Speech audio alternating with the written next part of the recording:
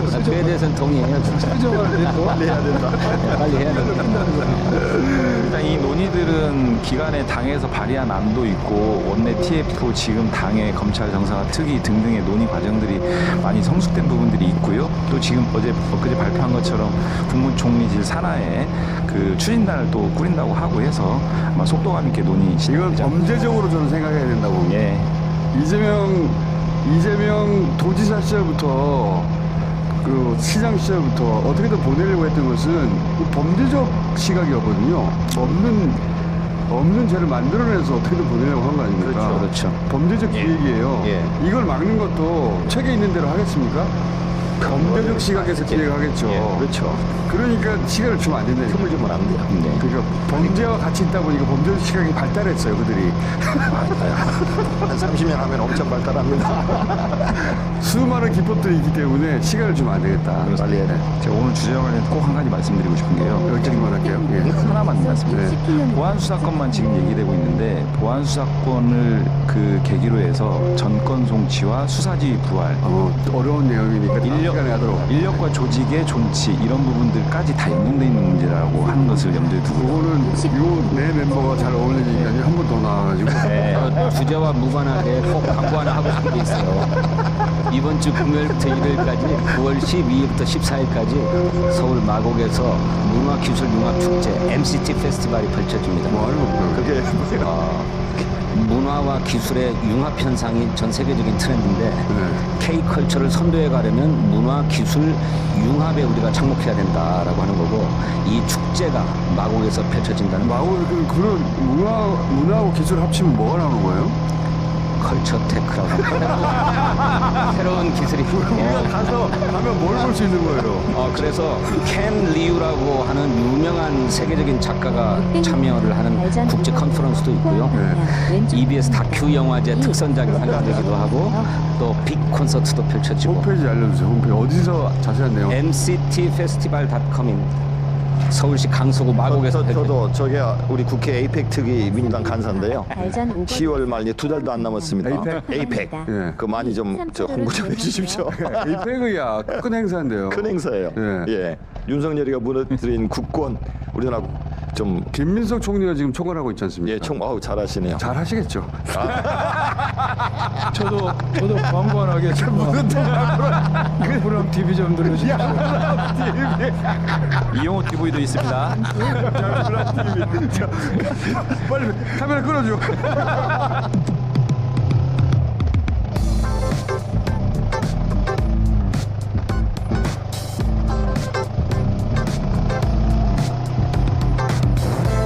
다음 안내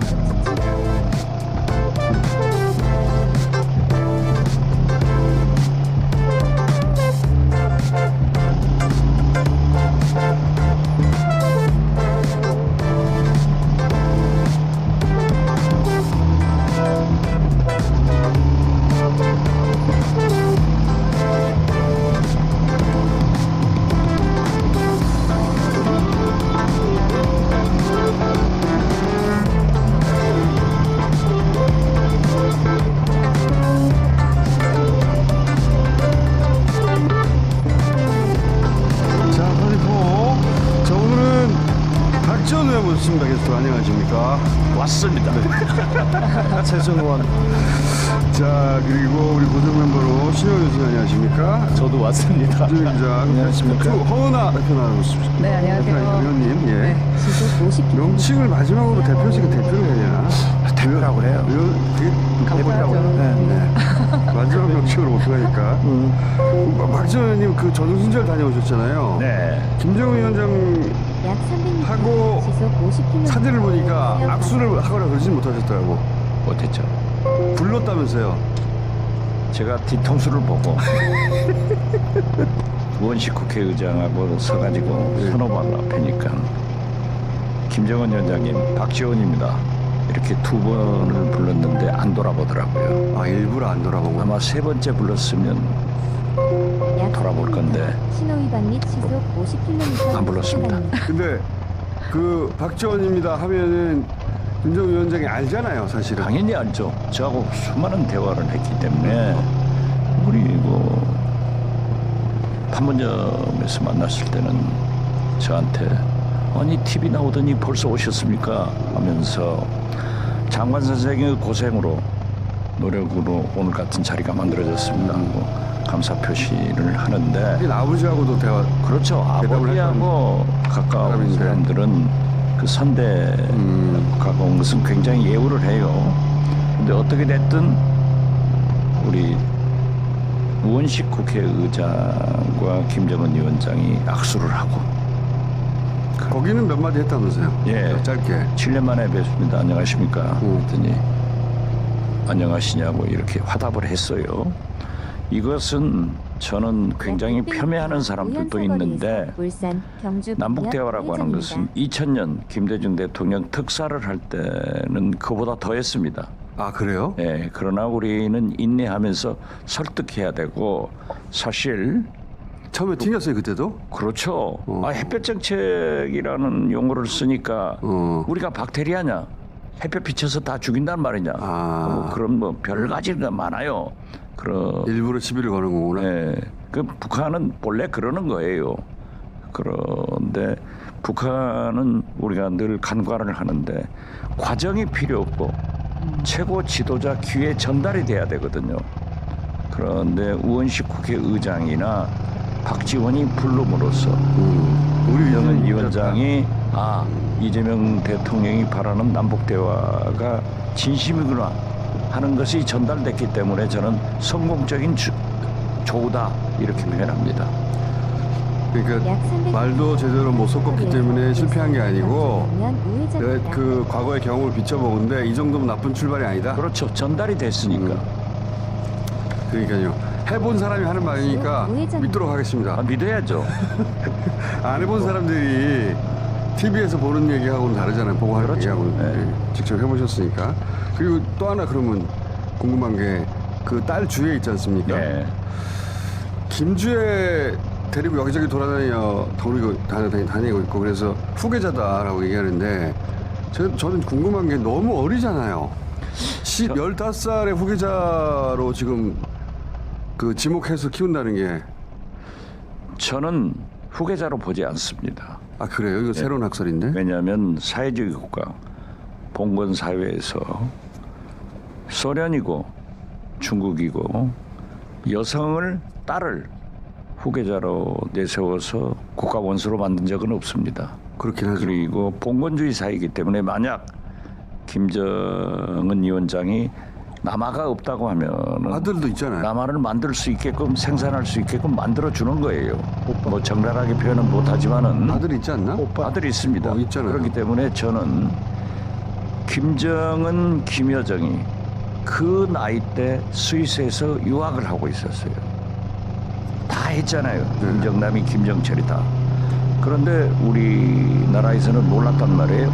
그렇기 때문에 저는 아들하고 주애를 함께 김정은, 김여정처럼 유학을 보낸 것으로 알았는데 김주애를 내놓은 것은 아들 유학을 은폐하기 위해서. 시선을 딸로 돌리고 그렇죠. 실제 후계자 교육은 아들한테 시키고 있는 그렇죠. 것이다. 네, 그렇게 하고 있다. 아니 근데 오빠도 동생도 외국에 나가 있는데 국정원에서 모릅니까? 아니 그러니까 지금은 김정은, 약 600m 앞에서 여정은 함께 나갔지만 이번에는 아들만, 큰아들만 보내고 김주애는 데리고 있다. 아들이 왜 안 나오겠냐? 아마 유학 어딘가에 하고 있을 그렇죠. 것이다. 이렇게 생각하시는 그것을 거구나. 은폐하고 있고 또 김주애 밑에 셋째를 이설주가 낳았잖아요. 거기도 저는 아들로 알고 있습니다.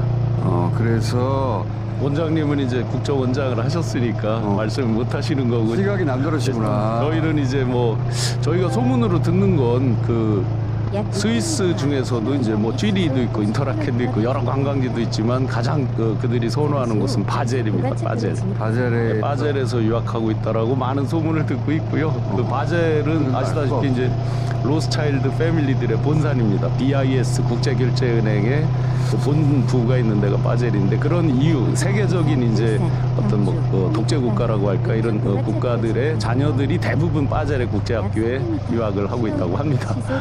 그렇게 듣고 있습니다. 그래서 너무 어린데 자꾸 후계자라고 언론에서 보도해서 아무리 후계자 삼으려고 해도 지금 열 몇 살짜리를 데려가가지고 후계자 삼으려고 하겠는가, 이거는 다른 목적이 있는 것 같은데 생각인데, 저는 박 전 의원님의 생각에 한 표입니다. 아니 그 가장 북한을 잘 아는 중국의 고위층들도 김주혁의 후계자 아니다라고 단정적으로 얘기를 물어보셨어요 한번? 하세요. 탈북인들 고위 공직자로서 탈북해서 지금 우리나라에 살고 있는 사람들도 김주애가 후계자가 아니다 자고 일치하더라고요. 이거 오랜만에 박지원 의원님으로부터 이거 남들은 할 수 없는 이야기. 네. 여기까지도 선을 엄청 지키시는. 우리나라 재벌가 회장이 여자친구가 생겨가지고 여자친구 아들을 갑자기 스위스 학교로 보내야 되는 그런 일이 있었어요. 몇 년 전에. 누군지 알잖아. 아니 몰라. 근데 그때 이제 학교를 알아보는데 북한 애들이 있는 학교가 보인 거예요. 스위스 국제학교 비싼 학교에 이렇게 보내야 되는. 스위스는 영세 중립국이니까. 그러니까요. 근데 그래가지고 그 사람들이 누군가 이렇게 조금 알아보긴 했으나 아무튼 정보기관에서는 알고 있겠죠. 우리야 지금 쫓아다니고 있으나 그 북한 로얄 패밀리가 어느 학교에 있는지. 그 얘기 나왔으니까 하는 말인데 또 요거는 이제 정치권에서는 잘 정치권이 아니라 일반 언론에서는 잘 해설을 못 하고 있는 건데, 도가 교체로 해서 지금 김정한 목사 안 나가고 있잖아요. 안 나갑니다. 김정한 목사가 안 나가는 그 셈법은 뭐예요? 셈법. 미국이 축적하지 말라고 했고, 미국의 근본주의 교회들이 백업을 하고 있으니까 예. 나는 버텨도 구속 못할 거다 이런 생각인 거야? 그런 것도 있습니다. 김장한 목사 외환 아닌가? 외환 유치? 그럴 수도 있죠. 외환 유치 아니야? 근데 처음에는 김장한 목사도 그냥 수사에 잘 응하겠다 이렇게 얘기했는데, 그런데 김장한 목사 주변을 수사하다 보니까 모든 그 임성근 관련된 청탁이 김장한 목사로 통합니다. 김장한 목사가 직접 윤석열한테 전화하고, 그다음에 이종섭한테 전화하고, 그리고 청와대 강승구, 김태호, 김은혜하고 계속 전화합니다. 김용현은 그 문제가 있을 때 수원에 직접 찾아가서 얘기도 하기는 했는데, 수사를 했을 때 이 문제는 어차피 돈을 받지 않으면 김장한 목사가 처벌되거나 크게 피의자로 이렇게. 그분을 기도해줬다고 표현하잖아. 그렇죠. 내가 그냥 그래 얘기해줬다. 축원해줬다. 기도해줬다. 여기까지는 나오는데 돈을 받지 않으면 처벌받지 않는다. 이게 하나였는데, 두 번째 뭐였냐면은 김장한 목사 주변을 이렇게 보다가 보니까 인사청탁 그리고 어떤 사업에 관여한 게 너무 많이 나왔어요. 사실 김장한 기도해준 게 아니고? 기도 말고 이게 돈이 왔다 갔다 하는지는 모르겠습니다. 아직 아닌데. 잠시 후 좌회전입니다. 박지원 의원님 죄송합니다. 앞에서 목사님 얘기해서. 그런데 왕자 무속 논란이 있었을 때 그때 딱 찍어가지고 김장한 목사가, 자 김건희 너 와가지고 매주 내 제자 훈련 받아, 그러면서 성경 공부를 받으라고 합니다. 근데 일주일마다 가서 성경 공부 제자 훈련 하는데 갔다 올 때마다 가기 싫다고 하는 것마다 지적한다고 잔소리한다고. 근데 안 가면 뒤에서 뭐라고 하니까 어쩔 수 없이 간다고 거의 얘기합니다. 그러면서 갔다 오면 항상 이력서를 받아오거나 항상 명세표를 받아왔다면서 계속 싫어했는데 어쩔 수 없다, 이 얘기가 지금 그러니까 인사청탁의 루트였다는 거잖아, 한마디로 가장 말하면. 큰 인사청탁. 인사청탁이라는 게 지금까지 메가매직을 얘기할 때는 네. 오고 가는 금품이 있잖아요. 그렇죠. 그게 있어요? 여기는 거기까지는 지금 수사가 안 됐어요. 그러면 다 기도 아니야? 기도 아니야. 기도로 가지 않고요. 근데 이 내용이 너무 많이 나와서 그 김장한 목사하고 그 김장면 목사 변호사 쪽에서 이거는 응하지 않는 게 맞겠다면서 영장 칠까 봐 그런 건가 지금? 그게 아니라 아예 특검 수사를 아예 거부하면서 지금 다 그러니까 거부하면 어떻게 하겠다는 거야? 또 거부할 거예요. 11일 날도 안 나오고. 알겠는데 거부하면 어떻게 하겠다는 건가? 전략이 뭔가? 전화를 안 받고 그냥 안 하겠대. 그냥 수사 나 안 해. 법 싫어. 그렇게 얘기하고 있습니다. 그러면서 미국 얘기하고 있고요. 지금 대한민국이 그걸 고쳐야 한다. 그러니까 자기 약점이 너무 많이 노출됐기 때문에 네. 정상적인 법 대응은 안 되고, 그렇습니다. 미국의 근본 보금주의 같은데 연락해가지고 또 우리를 그 숙청하려고 한다. 네. 이쪽으로 가려고 하는 건가? 한국모함을 석촌호수에 불러왔잖아요. 그 사진 보셨잖아요. 손현보 목사는 구속됐어요. 구속이 됐어요. 이건 어떻게 된 거예요? 손현보 목사는 건수가 뭐였냐면 그냥 선거 부산시 교육감에 이게 특검이 한 거 아닙니다. 네, 이건 다른 건데 부산시 교육감 선거에 개입했는데 교육감 후보를 불러다가 누구 너는 안 된다, 너는 된다 이런 얘기한 거 있고요.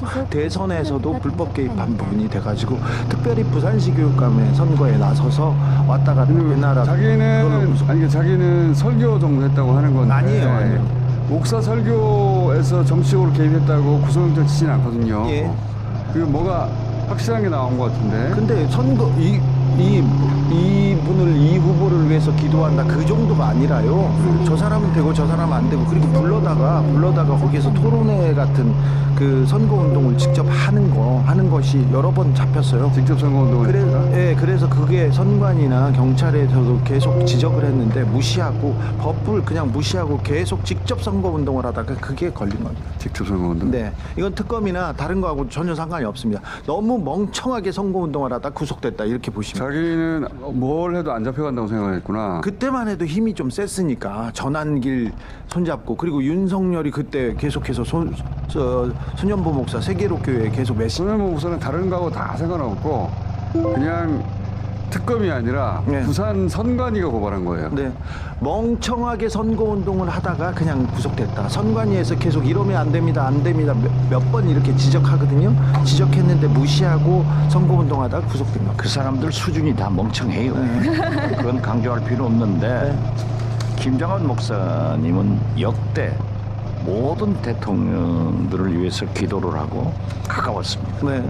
또 김대중 대통령님하고도 굉장히 가까웠고 이호 여사님하고도 가까워서 저하고도 가까웠습니다. 그러니까 대북 송금으로 제가 구속됐는데 맨 먼저 구치소로 찾아와서 기도를 해주신 분이 김장원 목사님이에요. 그리고 저에게도 많은 부탁을 하십니다.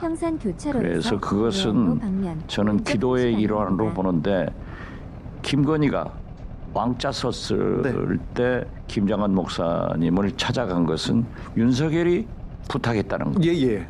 그래서 처음 만났다. 그렇기 때문에 목사로서 그러한 무속을 하지 마라. 이러한 성경 지도를 한 것은 다행한 일인데 여러 관계에서 금품이 수수됐는가? 그게 이 중요하겠네요. 문제가 가장 중요한 네. 거예요. 거기까지 가야 됩니다. 거기까지는 아직 안 나왔다는 거잖아. 지금 이게 수사하고 있어요.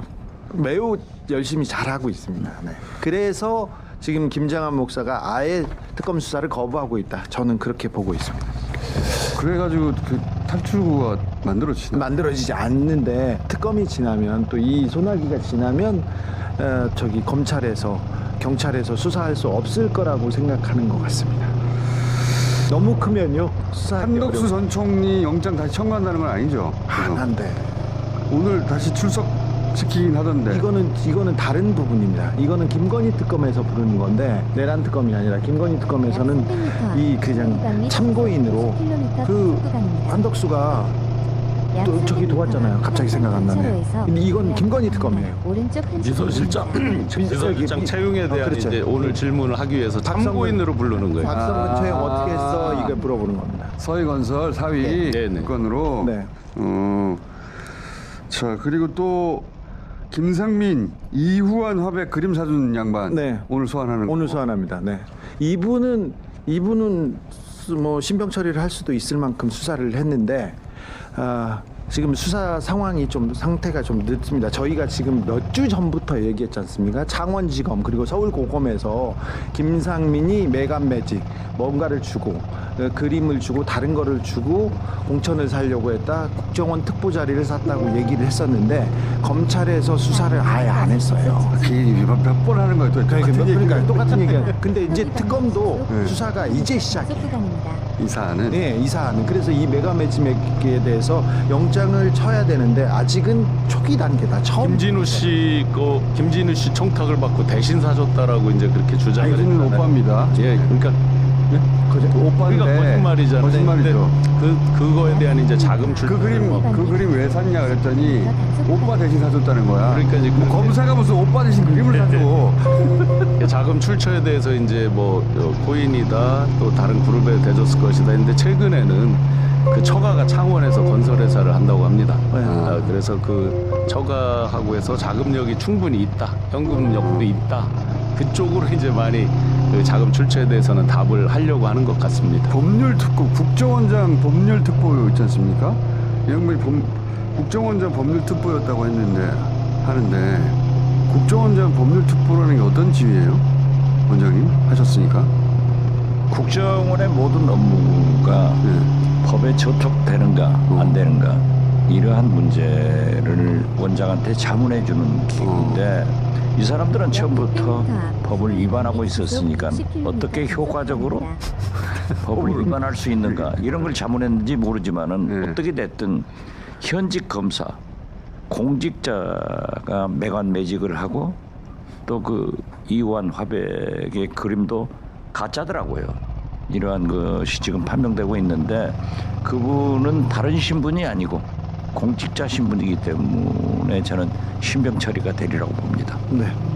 그리고 국정원 계엄에 가담한 정황 좀 이따가 윤건영 의원하고 얘기 나누려고 하는데 이거 국정원장 하셨으니까 300m 앞 신호위반. 뭔가 있는 것 같죠? 그건 사실인 것 같아요. 그죠? 왜냐하면 조태용 국정원장이 처음에 정보위원회 나와서나 수사기관에 나가서 다 위증을 한 거예요. 국정원은 아무것도 한 게 없다라고 했는데 아무것도 없고 자기도 받은 자기는 것도 몰랐다 네. 이렇게 얘기를 했는데 CCTV가 네. 왼수야. 한덕수도 걸리고 쪽지가 나왔어. 예. 다 나왔어요. 예. 그런데 그걸 받아가지고 뒷주머니에 넣은 것까지 다 잡혔는데 그게 사전 모의를 한 것은 사실인 것 같아요. 그리고 지금 이름이 좀 바뀌었습니다만은 제가 원장할 때는 거기가 대공수사국이에요. 대공수사국. 네, 대공수사국이 옛날에 많은 소위 간첩을 위장해서 때려잡던 곳인데 거기 요원들을 파견하려고 다 작성됐다 하는 것은 윤건영 의원의 그 문건대로 확인됐고 그래서 저는 국정원이 조태용 원장이 조직적으로 개입했다라고 저는 봅니다. 원장님 하나만 질문이 있습니다. 대공수사국에서 해외 공작금도 대공수사국 아닙니다. 해외 공작국이 별도로 있는데 네. 지금 더 중요한 것은 김기현 전 국정원장. 전 국정원장 일기죠. 일기가 김태호 외교안보실 1차장이 국정원 돈 좀 가져라 하니까는 특수활동비에서 옛날에는 갖다 바쳤어요. 예. 그런데 서훈 국정원장이나 박지원이 국정원장 하면서 특수활동비 예산이 확보돼 있습니다. 단 안 썼어. 1,000원도 안 썼어요. 왜냐하면 특수활동할 필요성이 없었기 때문에. 그렇지만은 계속 편성되는 것은 국정원의 특수활동이 필요할 때가 있거든요. 이걸 대비해서 정보기관이니까 해놓는데 거기에서 저는 처음에 갖다 준 걸로 알았는데 제가 알고 있기로는 해외 공작비 그래서 1억 7천을 뽑아가지고 김태효한테 갖다 바쳤다 하는 얘기를 제가 정보위원회에서 묻고 지금 현재 감사하는 것으로 알고 있고 그 감사 결과를 차기 정보위원회에서 보고하기로 했어요. 네. 그래서 만약에 정보위원회는 비공개이기 때문에 안 알려져서 제가 법사위에서 정성호 장관한테 김태호가 김기현 전 원장한테 돈 가도록 해서 해외 공작비에서 1억 7천만 원을 갖다 바쳤다 하고 얘기를 했는데 아무 소리가 없어요. 이용했다는 건가요? 아니면 그 돈을 그걸 가져갔다니까. 그냥? 그러니까 저는 이것을 조사하면은 그게 어떤 방향으로 썼는가 진짜 내란을 의무하는데도 그때부터 했는가 이런 것들이 나올 수 있어요. 김태호 전 차장이요? 김태호 그 일차. 유명한 그 김태호 차장이요? 해외 공작금. 김태호 차장은 왜 지금 수사를 안 받고 있는 거야? 수사 안 받고 있는데 가장 의심스러운 것이 김태호 예. 민정수석. 그렇죠. 예.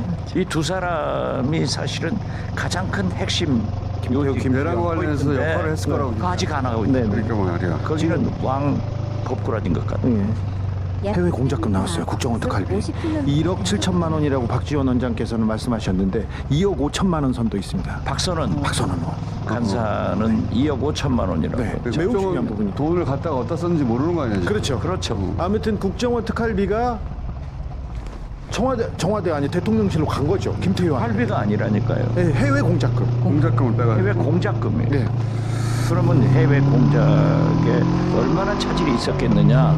이게 더 문제인 거죠. 아, 특활비 줬다 하면 50km 단속구 그래도 과거에도 그런 일이 있었으니까 그러려니 하는데 내란과 관련했었을 것 같은데. 해외 공작금이에요. 해외. 내란과 관련했었을 것 같은데. 글쎄요, 저도 그때부터 준비했지 않느냐 이런 생각을 합리적으로 의심하고 있습니다. 자, 그리고 어제 여야 대표가 대통령실에서 만났는데 뭐랄까 이 윤호개인을 외쳤던 장 대표로는 굉장히 상당히 부드럽게 나오더라고요.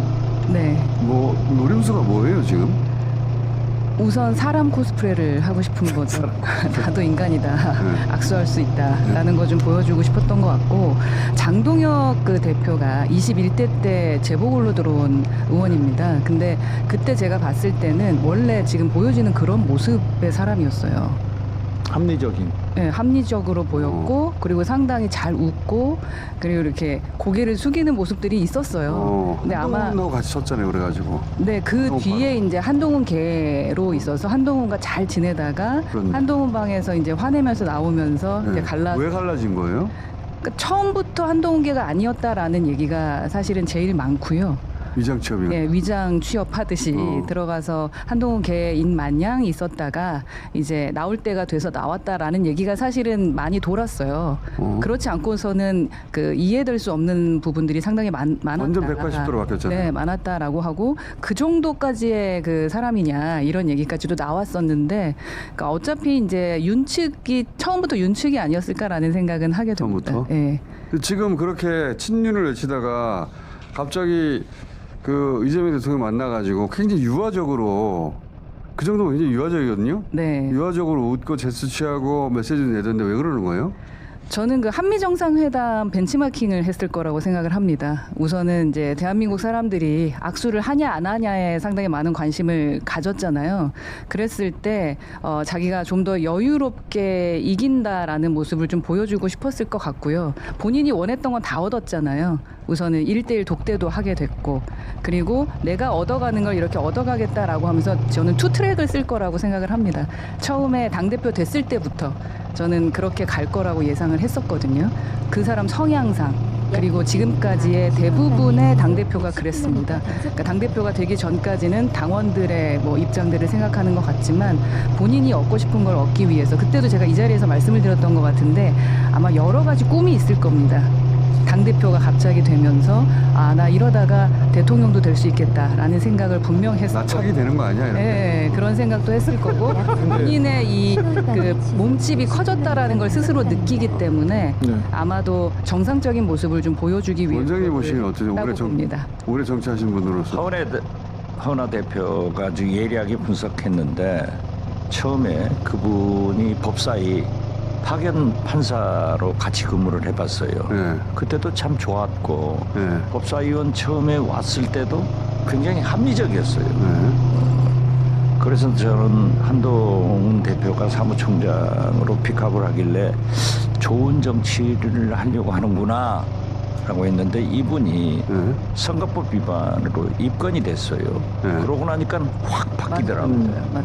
바뀌었는데 어떻게 됐든 어제 정청래 대표와 서로 악수를 하고, 또 입에 달기를 이재명 대통령을 끌어내리는데 우파 아스팔트 세력과 공조해서 내리겠다 했는데, 저는 어제 만나가지고 또 이재명 대통령 멱살이라도 잡고 끌어내리는가 염려를 했더니 잘 가더라고요.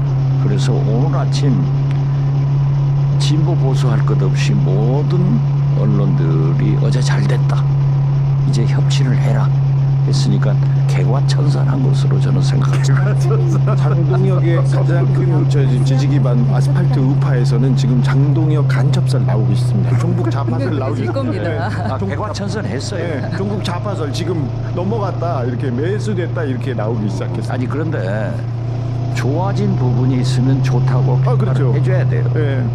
이재명 대통령한테 진정한 협치가 시작되도록 장동혁 대표한테 맞습니다, 맞습니다. 구름 위에 탔다고 생각이 듭니다. 그 어제 이제 모 언론에 나온 그 여론조사에 보면 차기 대통령감에 1위로 올라와 있잖아요. 그래서 많은 야당에서 1위예요. 예, 많은 분들이 뛰어왔겠죠. 날개 달았다고 생각하고 있을 겁니다. 갑자기 야당, 그러니까 국민의힘에 있는 수많은 잠재군 중에 1위를 했더라고요. 아니 그래서- 그건 정치인은 네. 그 욕망과 꿈이 한이 없어요.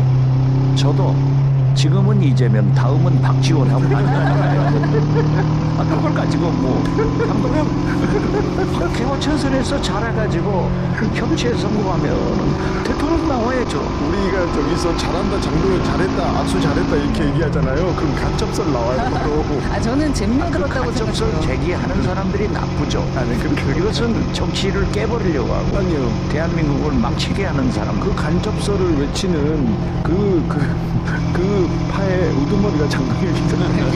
아니 그 간첩설, 찐윤 네. 이러한 사람들이 나쁘지 네. 개과천선에서 협치를 하고 진정으로 함께 하겠다 하는 것은 좋은 일 아니에요. 그럼요. 마늘과 술만 먹었으니까 사람이 될 수도 있겠네요. 네, 그러니까 장 대표가 그 이재명 대통령에게 제대로 좀 배웠으면 좋겠어요.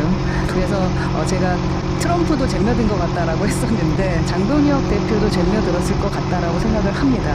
그러나 대북 그 돌아가서는 엄청나게 욕을 먹었을 것 같은데 다행히 오늘 신문에서는 그래도 좀 긍정적으로 장 대표를 평가해 주더라고요. 이분이 그러니까 본인이 갑자기 극우 논리가 합리적으로 들려서 그쪽으로 손을 잡은 게 아니라 당대표가 되려고 손을 잡은 것처럼 보이거든요. 저는 그렇게 판단합니다. 근데 이제 이번에는 이재명 대통령하고 이렇게 잘 지내는 것이 자기한테 표가 도움이 될 것 같은 게 이런 전략을 선택한 거잖아요. 적응력이 뛰어납니다. 그렇죠. 나쁜 말로 기회주의적인데 적응력이 뛰어나고 정치인 자질인데 그건. 아 그렇죠. 네. 그렇기 때문에 그런 말씀드리자면 오늘 아침 진보 보수 신문 사설들이 이제 협치를 시작해라 네, 맞아요. 이렇게 긍정적 평가를 했으면은 장동혁 얼마나 잘했어요. 잘했어요. 안철수 이제 제가 말씀드렸잖아요. 합치는 거죠 이준석하고. 지금 계속 물밑 작업하고 있는 것으로 이제 본인들이 스스로 이야기를 했으니까 다만 이제 공사서 그때 안철수와 이준석 둘이 얼마나 앙숙이었는데 그때 안 믿으셔서 이제 제가 뭐 애매했었는데 여튼 동상이몽일 겁니다.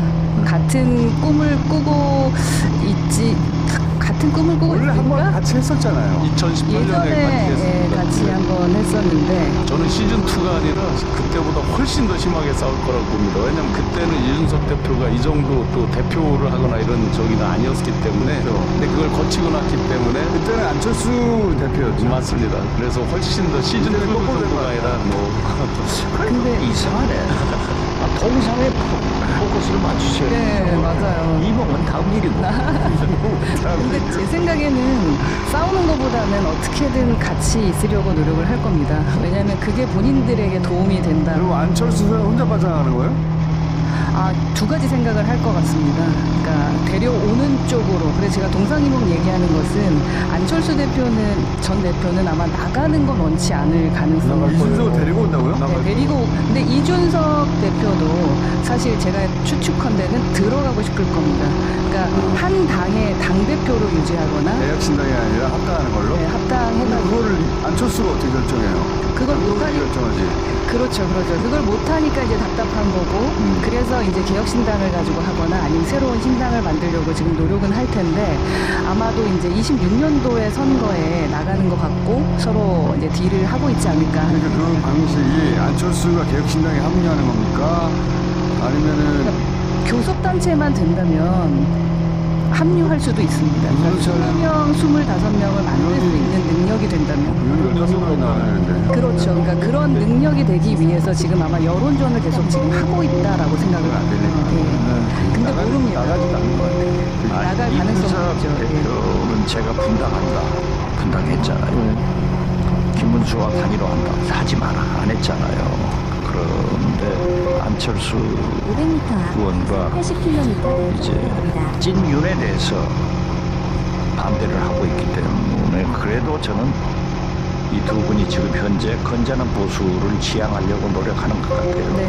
그런데 우리 하원화 대표가 원내 교섭단체만 구성될 수 있다 하면은 나갈 것이다 하면은 민주당에서 국회법을 개정해서 원내 교섭단체 요건을 국회의원 4명으로 해드리겠습니다.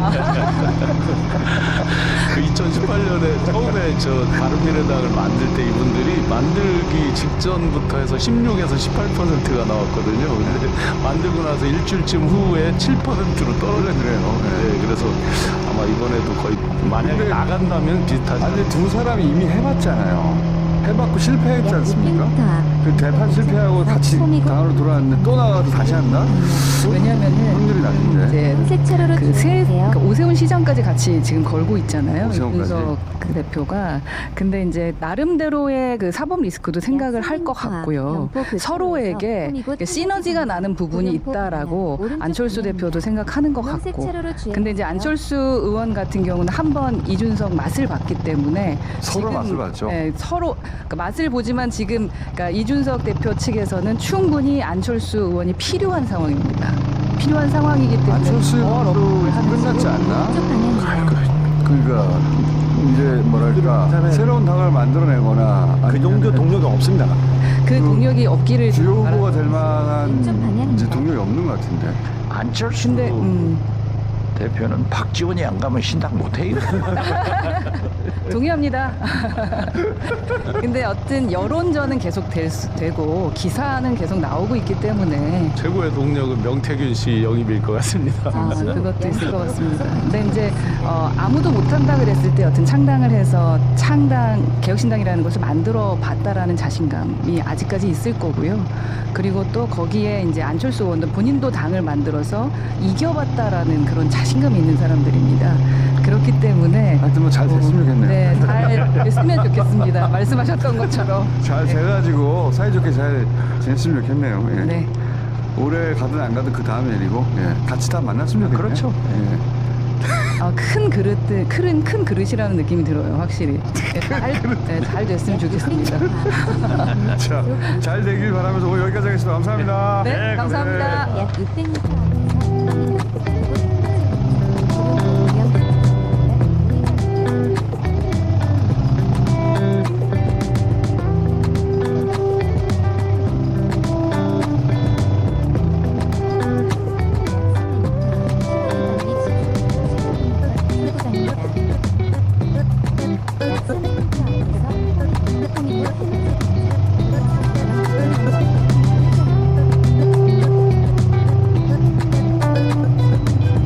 자, 내란에 국정원이 관여했을 수도 있다. 네. 그런 문건이 나왔어요. 윤건영 의원 모셨습니다. 안녕하십니까? 네, 구로울의 윤거정입니다. 자, 이게 보니까 비상계엄 선포 시 조치 사항인데 문건 내용이 국정원 요원들을 계엄사 합수부 등등에 파견한다. 구체적으로 이렇게 쭉 내용이 적힌 거 아니에요? 네, 그렇습니다. 근데 국정원에서는 이건 그냥 개인이 작성한 것이다. 보고된 적이 없다.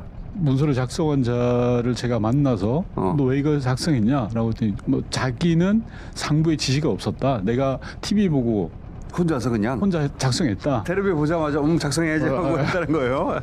야, 그건 내가 믿을 수가 없는데. 도저히 믿을 수 없죠. 그러니까. 직업 공무원이 어떻게 이 어마어마한 문건을 국정원이 실제로 내란에 가담하는 문건이잖아요. 그런 거죠. 네, 80명을 동원해가지고 합수부에 보내고 계엄사에 보내고 그리고 또 수사조를 구성하고 그걸 지시를 안 받았는데 자기 혼자 그 문건을 작성한다는 게 말이 되나? 예, 심지어 어떤 내용까지냐고 하면 국정원은 대공수사권이 없잖아요. 네. 지금 그러니까 비상계엄이 되면 대통령령으로 이걸 고쳐야 돼. 그래야 우리가 수사할 수 있어라는 내용도 들어가 있습니다. 그거는 대통령 마음이죠.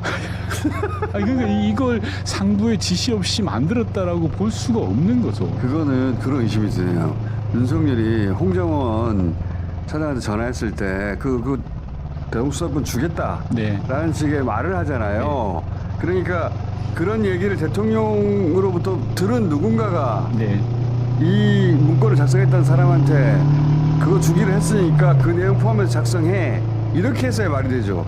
두 가지 근거로 자기가 썼다, 자기가 알아서 썼다라는 게 말이 안 된다는 건데, 첫 번째는 시간입니다. 문서 작성 시간. 왜냐하면 조태용 전 원장이 이 윤석열에게 지시를 받고 문서를 하나 가져오잖아요. 그렇죠. 그게 11시 어간이에요. 부인했었는데 드러나 버렸잖아요. CCTV가 나왔죠. 예, 그리고 또 윤석열 씨가 홍장원 전 1차장에게 전화해서 싹 잡아드리고 네. 방금 말씀하신 것처럼 대공수사권 줄게, 네. 방첩사에게 협조해라고 했던 게 또 11시 어간이에요. 네. 그죠? 그 의간에부터 시작해서 문건을 작성했다고 그러죠. 이게. 그리고 두 번째는 문건의 내용이 너무 구체적이에요.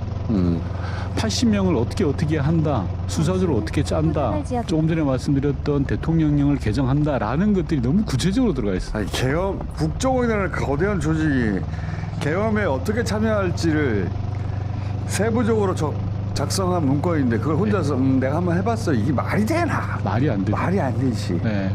그리고 또 하나는 지나간 일을 반추해보면 지난 2월 4일 날 윤석열 씨가 헌재 나와서 했던 말이 있잖아요. 홍장원과의 관계를 헌재 재판관들이 막 물었을 때, 의원들이 물었을 때 윤석열 씨가 뭐라 그랬냐면, 아, 내가 다 이야기는 원장하고 끝냈어 그때 라는 부분이 나와요. 그때 굉장히 이상했던 게 왜 차장한테 전화했지? 그렇죠. 국정원장한테 전화했으면 될 텐데 국정원장한테는 따로 그 문건을 주고 임무를 준 거예요. 그래서 이미 끝난 거예요. 네, 임무를 끝난 거예요. 임무를 국정원 단위에서는 이렇게 하라고 임무를 준 것이고, 그렇죠. 그 중에 요 체포와 관련된 것은 그 블랙 출신인 홍정원이 더 낫겠네. 그렇죠. 해서 맡긴 게 아니겠나 따로. 친절하게. 친절하게. 큰 지시는 조태용한테 내린 거예요. 네. 그런 다음에 친절하게 디테일한 방첩사와 연결해서 체포조를 운영하고 하는 부분들은 빨리 해라, 니네가 라고 한 거예요. 그러면 조태용 국정원장의 태도가 이해가죠. 홍정원 당시 차장이 아니 지금 체포하랍니다 라고 했는데도 뭐 아무런 반응이 없었다는 거 아닙니까? 알고 있었다는 거죠. 그렇죠. 이런 지시사항들을 본인은 이미 다 알고 있었고 내란과 관련된 지시사항을 따로 다 지시한 상태. 그렇죠. 였던 거죠. 그렇게 짐작이 되는데 지금은 이 문건이 그냥 개인의 단순히 써본 문건에 불과하다. 그건 말이 안 되죠. 말이 안 돼요. 이 문건을 발견하게 된 계기가 또 저게 이제 제보가 들어왔는데, 국정원 직원들이 엄청 많이 출근을 했다는 거예요. 비상계엄 당일날. 몇 시에요? 18시 이후에. 아, 퇴근 시간 이후에? 네. 아니, 국정원이 뭐하러 출근하겠어요? 그렇죠. 비상계엄을 막으려고 출근한 거 아니잖아요. 그날 네, 당일날. 원래 퇴근한 이후인데 네. 직원들이 막 출근을 했다. 네. 연락을 받았네. 그 제보가 저한테 들어온 거예요. 그래서 제가 국정원에게 확인을 했죠. 야, 어느 정도 출근했냐? 자동차 뭐 기록이라든지 이런 거 다 해봐라라고 했더니 한 30%가 출근했어요. 3분의 1이라? 네. 근데 제가 거기에서 저에게 제보했던 사람이 조사국이 출근을 많이 했습니다라고 이야기를 하더라고요. 조사국? 네. 어... 옛날에 간첩 잡던데, 이번에 이 문건을 썼던데, 조사국은 몇 명 했냐라고 했더니 130명이나 했다는 거예요. 그게 발단이었어요. 이 문건을 찾게 돼. 그래서 그럼 조사국에서 작성한 문건이 있나 봐라. 불렀죠. 니네가 130명이 누구누구냐라고 했더니 과장급 이상이 20명밖에 안 된다는 거예요. 네. 그 밑에 일선 팀장이나 이분 요원들은 출근할 리가 없잖아요. 특히 조사국인데 계속 따지고 확인하고 물었더니 문건 쓴 게 있습니다라고 이야기해서 왜 출근했냐? 이거 하느라고 출근했습니다. 그런데 이건 실행에 안 옮겼어요. 그냥 작성만 한 거예요. 근데 이 사람들은 그럼 출근해서 작성을 한 거네요. 그렇죠. 그건 진짜 이상하죠. 네. 11시에 출근해 있었다는 거잖아요. 네. 무슨 일이 있을지를 알아야 출근해 있죠. 아 진짜 이상하네. 그리고 또 하나 제가 제보 받았던 게 요거는 확인까지는 못 갔습니다. 실제로 조사국에서는 80명이 조가 짜져 있던 거예요. 네. 계엄사와 합수부로 출발할 인원들이 다 준비가 됐다는 겁니다. 기다리고 있었는데 이 양반들이 출발을 못했어요. 왜 못했냐? 수송버스 기사님이 안 오신 거예요. 그 사이에 국회에서는 계엄 해제 결의안을 통과시킨 거예요. 그 기사님이 미리 연락을 못 받아가지고 네. 나중에 연락 받아서 늦게 오는 바람에 네. 국정원이 계엄에 연루되었던 정황 한 덩어리가 빠진 거네. 그렇죠. 그래서 준비는 다 돼 있었던 거예요. 80명이 조를 짜가지고 야 너는 합수부가 너는 계엄사가 이렇게 다 짜져 있어서 준비가 돼 있어서 그 기사님만 빨리 왔었으면 계엄 해제되기 전에 국회를 출동했죠. 한참 달려갔겠네요. 그러면 네. 도착했거나. 그래서 선관위로도 파견하고 뭐 체포조가 운용됐다라는 게 있었지 않습니까 당시에. 그 국정원하고 검찰에서 온다고 그렇죠. 성관위로 얘기를 했었잖아요. 예. 방첩사에서. 예. 그 내용이 이 내용이었더라고요. 이 내용이구나. 제보를 맞췄는데 물론 이 수송 기사님 부분은 제가 확인은 못했습니다. 제보는 받. 제보는 그럴듯한 제보인데요. 네. 아하. 그러니까 그게 가장 말이 안 되네요. 이 사람들이 계엄이 있을 줄 몰랐다면 밤 11시 문건 작성했다는 거잖아요. 10시 반에 계엄 선포했고 국정원장이 11시 돌아와서 그러니까 지시를 해서 시작했다면 국정원장이 돌아와서 지시할 때까지 국정원에서 대기하고 있었어야 되는 거 아니에요. 이걸 어떻게 1, 20분 만에 어떻게 그러니까 말이 안 되지. 10km 단속. 야, 그 국정원한테 내려진 임무가 있었던 거예요. 그렇죠. 네, 그게 정확하게 뭔지 모르겠는데 이 조사국이 썼다고 하는 문건에 들어있는 내용들 포함해서 어떤 임무가 있었겠죠. 그렇죠. 대통령 직속 기관이니까 그거 빼고 계엄했겠어요. 맞습니다. 그리고 이게 섬뜩한 게 만약에 이 불법 내란이 성공했다라면 이 대공 수사국 사람들이 간첩 잡는 사람들이에요. 그렇죠. 그 부분으로는 대한민국 탑인 사람들이에요. 그러니까 수사하는 사람들. 그러니까 예를 들어 저기 이제 공장장을 잡아다가 네. 대공 혐의점을 조사하는 뭐 사람. 의원님은 아닐 것처럼 얘기해. 아니, 뭐 저도 그 얘기인데 섬뜩한 거죠. 오래 못 살았을 거라고 봅니다. 다들 그때 갔으면은 오늘 나오신 분들 포함해서 저도 오래 못 살고 다 갔죠. 네. 그날 가느냐 한 달 있다 가느냐 차이지. 노상원 수첩에 가면 다 가는 거 아닙니까? 네, 그렇죠. 다 가는 거예요. 여러 가지 방식으로. 근데 국정원은 남들 눈에 보이는 실행이 없었다 보니까 그렇죠. 이제 입을 싹 다물고 우리는 아무것도 안 했다. 그리고 국정원장도 나는 문건 받은 적이 없다 하다가 문건이 튀어나와 버렸고 그리고 이 문건이 또 따라 나와 버려요. 그렇죠. 근데 두 개가 연결된 거야. 그렇죠. 저는 제일 가슴스러웠던 게 국조 청문회 과정에서 국회에서 조태용 전 원장하고 홍장원 2차장이 거의 싸우다시피 싸웠다고. 기억나시죠? 기억납니다. 현장에서 그 모습을 제가 바로 옆에서 보고 있었는데 정말 화가 났었거든요. 대단히 이상한 장면이죠. 그러니까요. 국정원장과 차장이 현장에 싸워요. 국회의원들 네. 앞에서. 이렇게 했잖아요. 네. 뭐 아니라고 하고 막. 근데 그게 이제 드러나는 거잖아요. 이유를 알겠네요. 네. 홍장원 차장은 자기가 겪은 걸 사실로 얘기한 거예요, 보니까. 그렇죠. 근데 홍장원 차장은 그때 이해를 못했던 게 아니 국정원장이 왜 저러지? 네. 이해 못했다는 거 아닙니까? 국정원장은 따로 받았던 지시사항이 있었던 것이다. 그 주머니 안에 그걸 다 넣고 있었다라는 거죠. 지시 내용. 그런 거 같네요. 네. 자, 근데 여기서 이제 아기가 맞아야 되는데 이 직원이 만든 문건이 나오면서 아기가 맞기 시작한 거 아닙니까? 네. 그 문건이 나오도록 그 압박해가는 거는 윤건희 의원이 하신 거 아니에요? 박수. 감사합니다.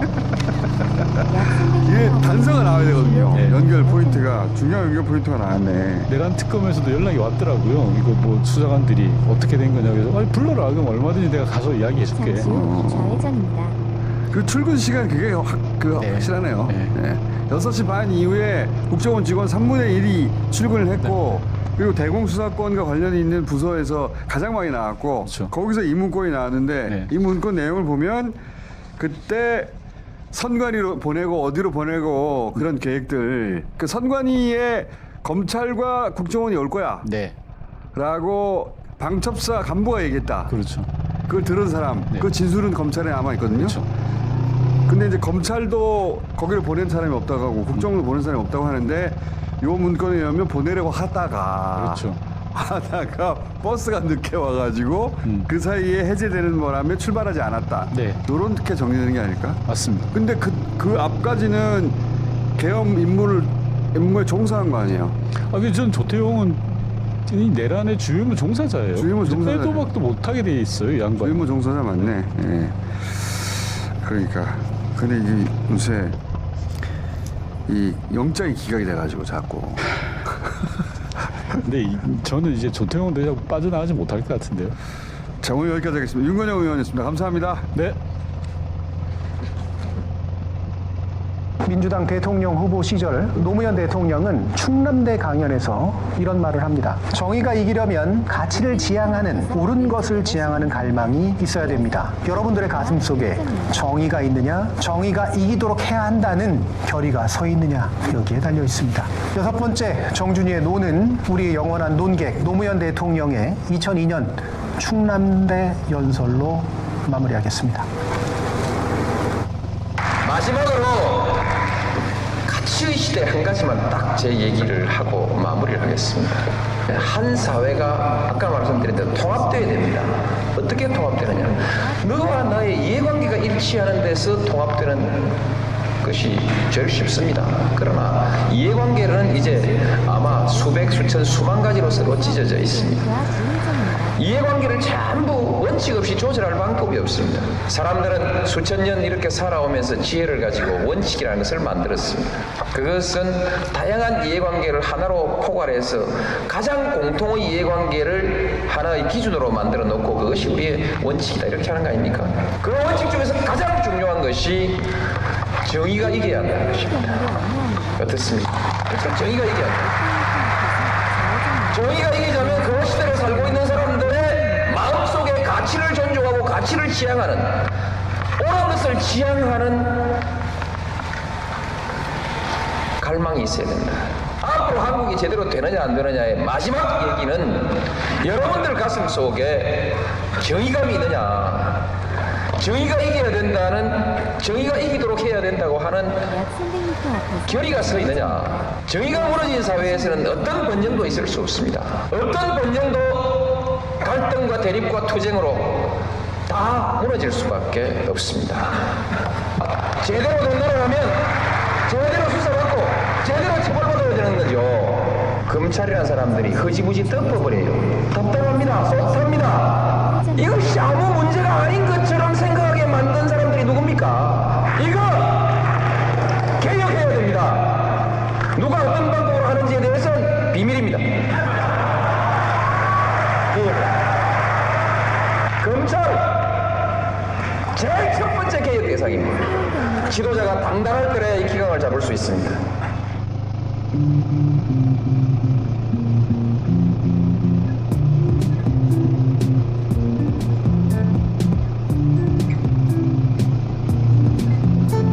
자, 주시가 가방 박시동, 이광수 박시동 안녕하십니까? 네, 안녕하세요. 자, 이게 지금 몇 강인가 이제 7강인가 8강인가 점점